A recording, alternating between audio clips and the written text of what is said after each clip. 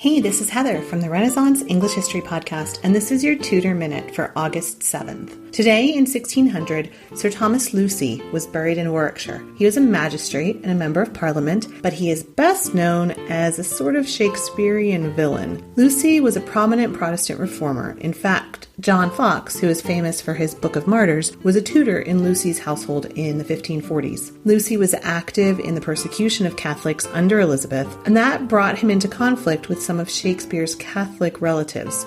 The most famous story, though, is that Shakespeare may have been poaching on Lucy's estate. Shakespeare is sometimes thought to have satirized Lucy with the character of Justice Shallow, who appears in Henry IV Part 2 and The Merry Wives of Windsor. And then there is That Ballad, which was first written down 100 years after Shakespeare would have written it, when it was still being sung in pubs. There's no evidence either way, but it is a clever piece of poetry. A Parliament member, a Justice of Peace, at home a poor scarecrow, at London an ass. If lousy is Lucy, as some folks miscall it, then Lucy is lousy, whatever befall it. Thomas Lucy, who is probably rolling over in his grave somewhere for being remembered only for this incident in Shakespeare's life, buried today in 1600. That's your Tudor Minute. Remember, you can dive deeper into life in 16th century England through the Renaissance English History Podcast at englandcast.com, where there are several episodes on Shakespeare and the Elizabethan theater.